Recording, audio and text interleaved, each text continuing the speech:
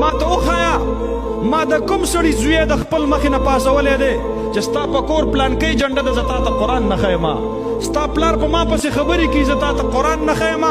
د دې محلې هر کور ته او هر ور ته الله قرآن نصیب کړی دی د دې علماو په برکت سره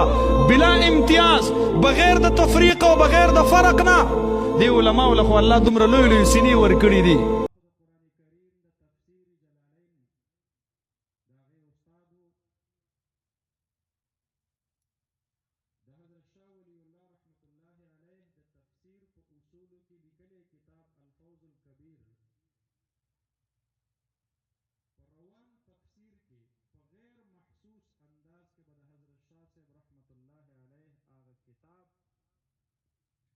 هغوی مونږ ته